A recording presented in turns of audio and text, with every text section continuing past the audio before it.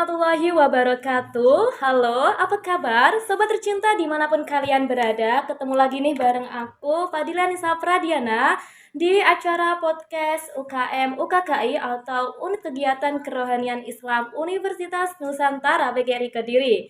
Tentunya kali ini aku nggak sendirian ya, udah ada narasumber kita yang keren dan luar biasa. Siapa sih beliau? Pasti penasaran. Beliau ini adalah salah seorang pendidik, namun selain salah seorang pendidik juga merupakan konten kreator. Betul ya, Kak ya? Wow, mendengar kata konten kreator saja pasti teman-teman sudah berpikiran, ih siapa sih akunnya, IG-nya apa, Twitternya apa, dan lain sebagainya. Daripada penasaran, langsung saja kita sambut narasumber kita, Kak Sahal Mahfud. Halo, apa kabar? Alhamdulillah baik. Oke, bagaimana Kak kabarnya? Baik? Alhamdulillah Baik, perjalanannya lancar pada hari ini? lancar karena dekat ini.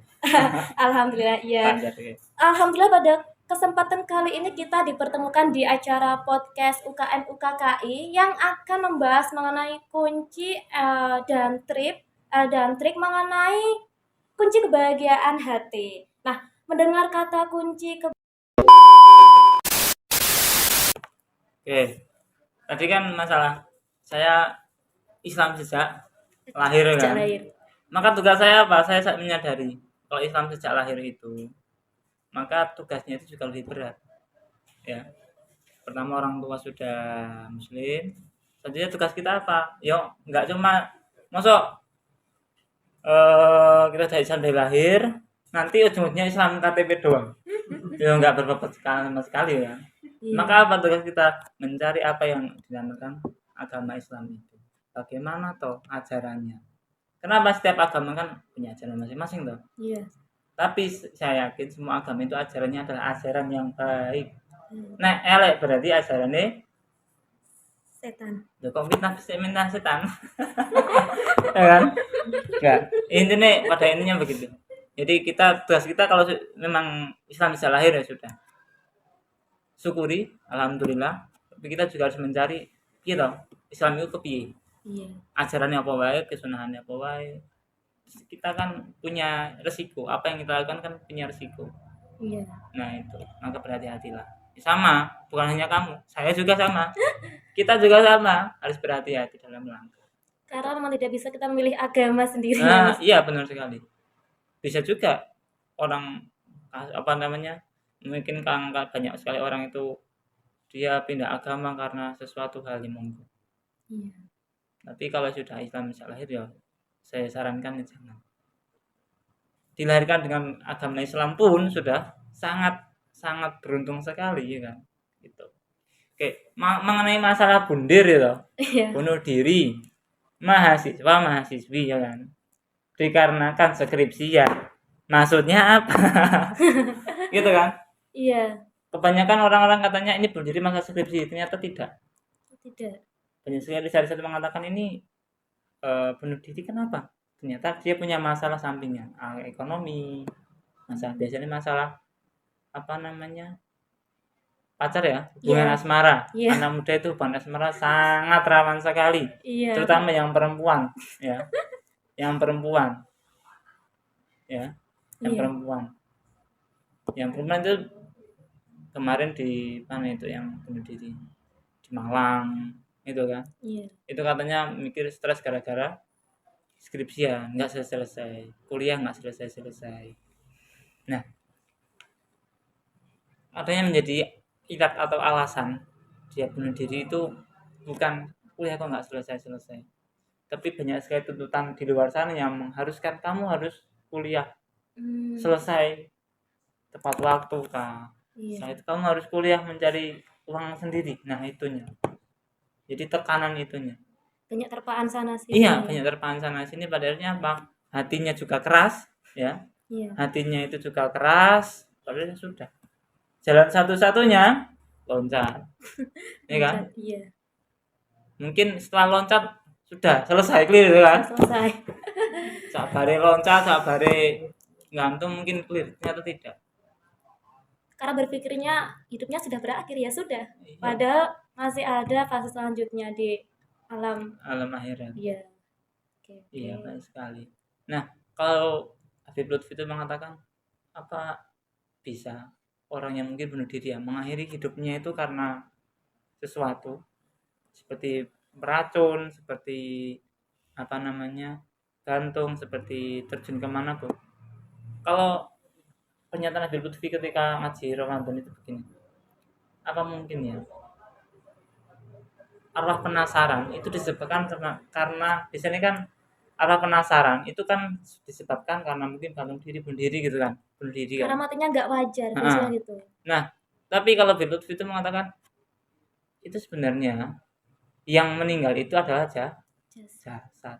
Karena apa? Sesungguhnya ruhnya itu sudah ditentukan oleh Allah, ya kan? Iya. Kapan dia matinya? Nah, kalau Habib Lutfi mengatakan apa mungkin ini yang dinamakan arwah penasaran itu. Jadi fase dia hidup itu belum selesai, tapi dia sudah lokal duluan ya kan dari dunia ya Iya. kan. Maka apa? Ini menyalahi takdir dari Gusti Allah. Arwahnya nggak tenang Arwahnya, jadinya. arwahnya nggak tenang ya, mungkin memang belum saatnya dia kembali, sudah mengajukan dulu ya. Kayak segampang Ya itu. Allah. Kadang ya berpikir gitu, kok gampang men ya orang anak muda. Ya alhamdulillah saya nggak sampai berpikiran seperti itu. Jangan sampai. Jangan sampai. Jangan Jangan sampai. sampai kita berpikiran seperti itu. Iya, Gitu. iya. Kalau ada masalah silakan ceritakan. Kalau memang berat, sangat berat, carilah orang yang mungkin kamu anggap tepat untuk bercerita. Iya. Ya. Supaya itu juga bisa tenang, nggak Iya. dipendam sendiri gitu. Mm-mm. Karena analoginya kita ketika memegang botol ini ya, karena banyak masalah ya. Iya. Anggap saja botol ini ada sebuah masalah. Ketika masalah ini kita tidak pernah menuang dan kita pegang mungkin 1 jam, mungkin 5 menit, tidak masalah kan? Iya. 10 menit Iya. terasa berat. Iya, terasa 20 menit berat. lebih berat lagi, 30 sampai 2 jam mungkin. Ya kan? Iya. Nah, itu seperti itu. Masalahnya sama, yang kita pegang itu jumlahnya sama, ketika kita pegang terus aneh dipikir gitu, nggak golek solusi, nggak golek apa namanya, nggak golek yang namanya mungkin jangan dari orang lain. Ya sudah, setelah air ini akan terasa berat terus dalam 2 jam itu bisa saja jatuh. Jadi seperti itu. Jadi kalau punya masalah ayolah bercerita. Ya. Cari orang yang bisa mensupport. Iya. Gitu. Kalau saya nyari teman-teman saya itu, memang kamu itu tidak memiliki teman untuk bercerita, maka tulislah itu. Nyari buku, nyari coret-coretan sembarang.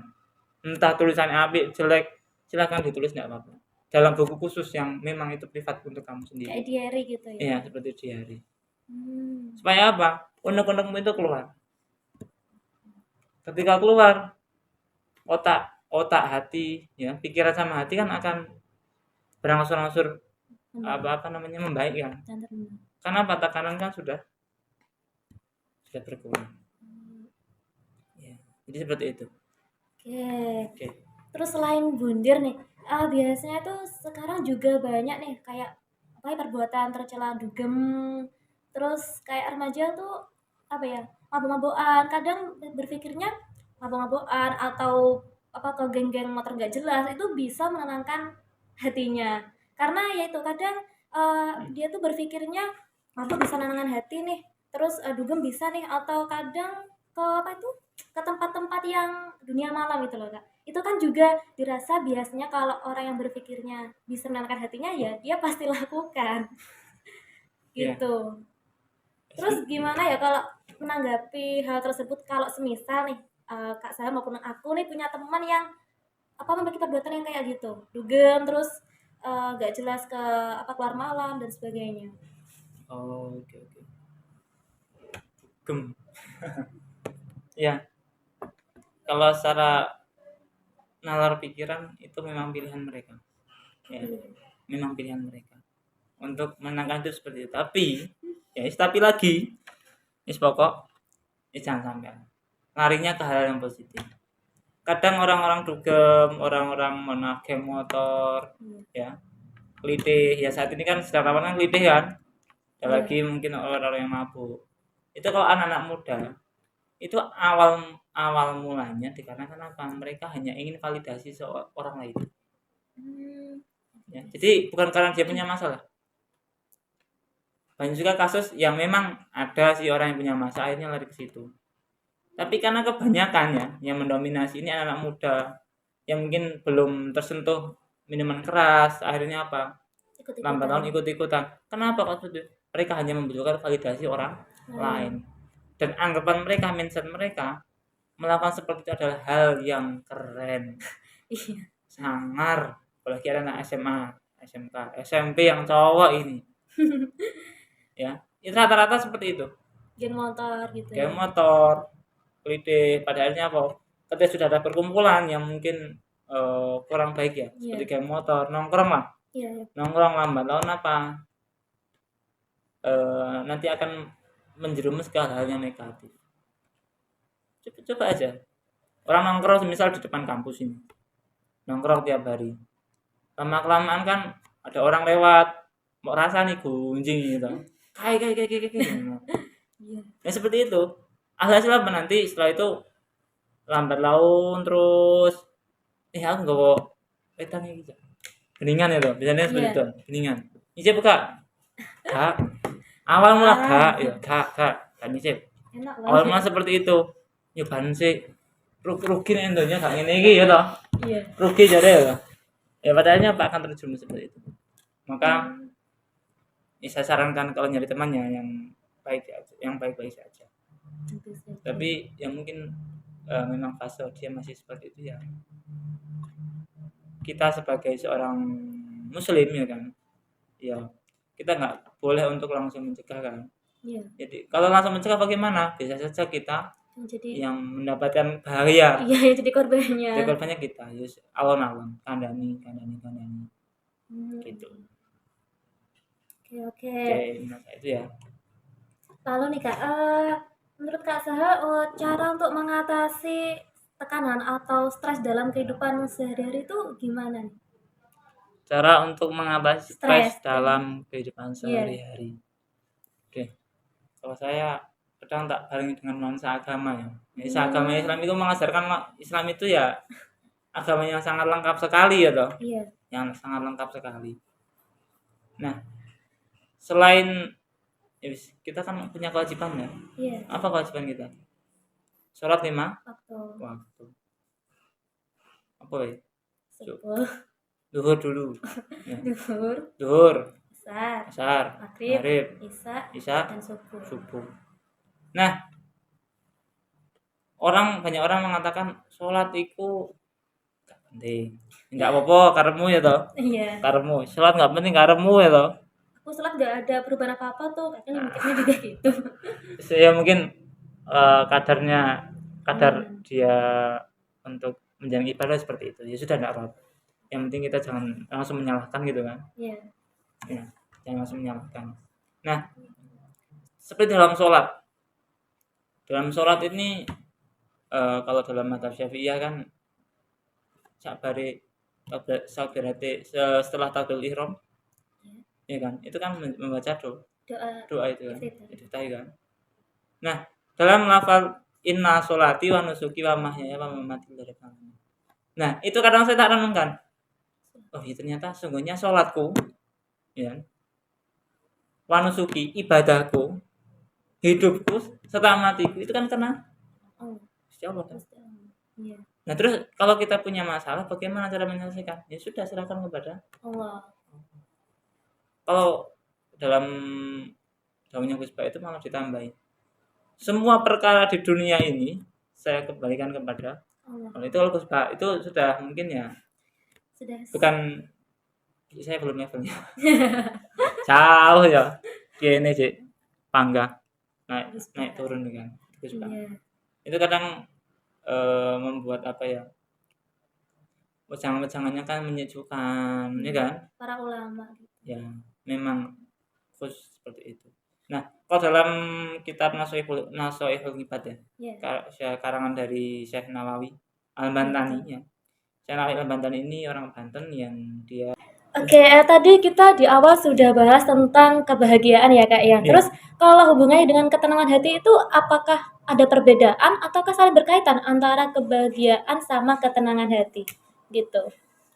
Ya, oke oke. Masalah kebahagiaan sama ketenangan hati kan sama-sama. Kalau secara apa sumbernya kan dari internal sendiri ya, Iya. kebahagiaan itu. Jadi ya wis dari diri kita sendiri aja. Kita juga wajib untuk muhasabah dan sebagainya. Jadi sering-sering lah berpikir saya sudah diberikan nikmat apa oleh Tuhan, ya sudah. Jadi jangan kok masalah kurang ya semuanya kurang itu. Tapi sikapilah dengan hati yang dingin, hati yang ikhlas itu pertama. Ya, jadi gitu. Ada juga ini ada makalah ulama itu laisa surur sababa syukur lakinna syukur sababa surur. Nah, jadi tidak ada kebahagiaan yang dapat menciptakan syukur. Ya, jadi bahagia itu tidak akan bisa menciptakan syukur. Tetapi kalau kita sudah syukur, maka akan terciptanya sebuah kebahagiaan itu. Di sini semua apa yang kita punya syukuri. Ya. Iya. Nanti akan muncul suatu kebahagiaan. Kebahagiaan. Nah, kita nggak pernah merasa syukur, ya mungkin satu emas di dunia ini akan kamu miliki pun akan kurang. Nah, kurangnya ini yang nanti tidak akan menyebabkan kebahagiaan. Bangga kurang, ya kan? Bahasanya kan gitu. Wajarnya manusia. Ya. Nah, tapi semualah sikapi apa yang kita capai. Alhamdulillah. Yang belum kita capai itu sebuah motivasi, itu sebuah cita-cita juga yang harus kita perjuangkan, yang harus kita ikhtiari kan. Ya, yang harus kita ikhtiari ya, lakukan itu. Setelah itu berdoa, jangan lupa berdoa. Setelah berdoa berserah diri gitu. Jadi berserah diri. Masalah hasil itu dari Allah Subhanahu wa taala yang akan memberikannya. Gitu. Oke, baik. Dari podcast kali itu dapat kita ambil kesimpulan ya bahwa kalau kunci ketenangan hati sendiri itu berasal dari kita sendiri dan berserah dirilah kepada Allah. Jadi berprasangka baiklah kepada Tuhan meskipun kadang kita itu mikir apa yang udah terjadi pada kita tuh kita nggak kuat ngejalani. Terus kenapa Allah kasih beban yang berat, padahal di balik semua itu pasti ada hikmah tersendiri. Begitu ya Kak ya. Jadi kita harus terima takdir dan ketentuan dan ketetapan Allah yang sudah kita kita terima begitu ya. Oke. Kalau menurut Syekh Imam Nawawi Al-Bantani, ini orang Banten, ulama Indonesia yang dunia, beliau orang Banten asli, itu dalam kitabnya yang namanya Nasoihul Ibad. Iya. Itu ada 3 tips cara untuk menenangkan hati ya kan. Ya. Nah, yang pertama ini beliau itu menyarankan untuk senantiasa berzikir. Dan secara agama Islam sudah jelas ternyata zikir itu bermanfaat untuk menenangkan hati. Dalam ini surat Ar-Ra'd ya ayat 28 itu dikatakan alladzina amanu wa tatma'innu qulubuhum bi dzikrillah. Ala bi dzikrillah tatma'innul qulub. Jadi ketika kamu merasa gundah hatinya, merasa gelisah hatinya, maka zikirlah. Ingatlah pada Allah. Zikir itu banyak. Ada juga yang zikir dengan cara melafalkan lafal Allah. Boleh. Ada juga yang menggunakan sholawat. Sholawat Muhammad. Itu lambat laun hatinya akan tenang, akan tentram. Tambah lagi, nanti biasakan untuk membaca Al-Qur'an. Nek gak iso maca piye, Mas? Ya wis ngrungokno Al-Qur'an. Jadi bacaan biasanya kalian sing memutar musik-musik mungkin YouTube, underground atau mungkin yang lain lah itu. Atau mungkin metal atau mungkin dangdut, ganti coba sama rekaman Al-Qur'an. Itu akan menenangkan hatimu. Gitu. Yang kedua, jadi yang pertama zikir setelah baca Al-Qur'an ya. Ini kalau biasa ya sering-sering lah. Setiap hari berapa? Setelah sholat ya. Atau enggak pada waktu pulang ketika kita itu mungkin nganggur, pikirannya kosong, hatinya kosong gitu. Emang subung gitu. Iya. Nah, itu digunakan untuk berzikir. Enggak perlu kita lafalkan, tapi cukup dalam hati tidak apa-apa. itu akan menangkan dengan sendirinya. Itu memang sudah digariskan oleh Allah. Jadi memang Allah yang memerintahkan seperti itu. Nah, selanjutnya yang kedua, yang tadi zikir, yang kedua ini adalah bertemu dengan wali-wali Allah. Ya. Ziarah gitu. Boleh ziarah. Tak ziarah nek di Kediri kan Syekh Wasil, Syekh Mursad gitu kan. Iya. Mungkin makam-makam bahayai sepuh di Kediri kan banyak sekali. Boleh ke situ. Dengan tujuan apa? Taqarrub ilallah. Mendekatkan diri kepada Allah. Ceming ziarah, pengen ziarah ben dianggap bla bla atau niat yang lain jangan. Ya. Ya. Pokok ziarah niatnya taqarrub ilallah. Jadi mendekatkan diri kepada Allah dan juga mengingat mati gitu. Iya. Biasanya kalian anak-anak muda ini yang apa muslim kekinian iku nek ziarah sakbarenya apa selfie itu foto Dokumentasi. ya, sing di-share apa selfie ini apalagi di Ngampel itu yang menjadi yang masyhur Iya, sekarang sekarang viral banget ya di gerbang itu juga kalau ziarah ya sering ke situ tapi kadang tak buat story bahwa saya di sini ya dengan niat apa ben caca iku ben padha ini ben padha melok nek ana agenda ziarah sana biar itu jangan kok saya berada di sini guys ada sifat-sifat takabur ya jangan diniati apa status bin nikmah itu status bin nikmah saya memiliki kenikmatan dari Gusti Allah saya ziarah ke sini enggak apa-apa ya.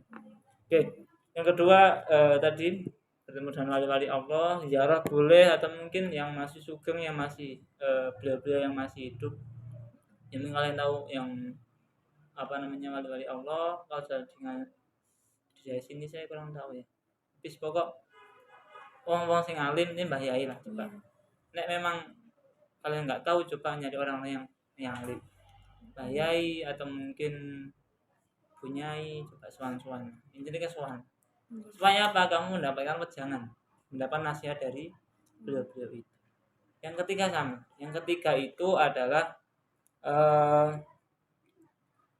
nanti bertemu orang-orang yang ahli hikmah itu ya wong ulama-ulama tasawuf ya jadi ahli yang memang nek kalau di Kediri itu biasanya Gusli ya Gusmi itu ya Gusmi Majen Gusmi ikut lah supaya apa kita dalam menjalani hidup itu wis seperti ini sudah memang sudah ditakdirkan oleh Allah jadi biar hatinya itu legowo atau lapang dada lah ya hatinya itu legowo kebanyakan orang-orang yang mungkin gundah mungkin stres dan sebagainya pikiran itu hatinya kan gak legowo loh dengan apa yang dia dapatkan saat itu nah itu yang namanya nanti menjadi penyakit hati iri iya benar sekali dan riset dari Pak Purnomo ya yang kan ternyata orang-orang stres itu kebanyakan apa kebanyakan masalah hati kan itu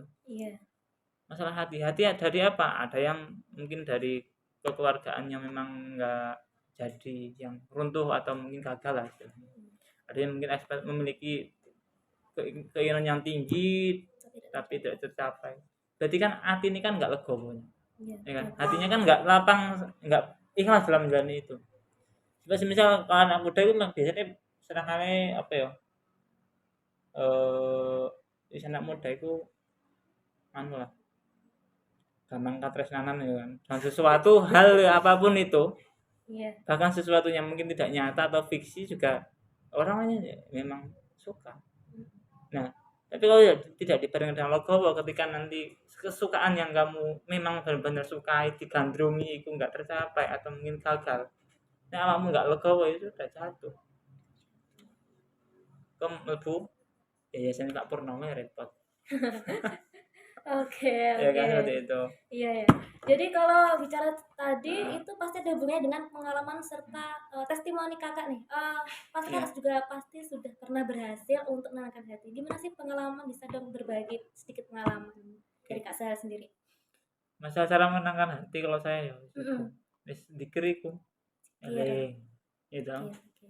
Wis kadung putrek ngono kae. Iya. Dan saya sendirian malam kadang jam 12 jam 1 gitu kan. Iya.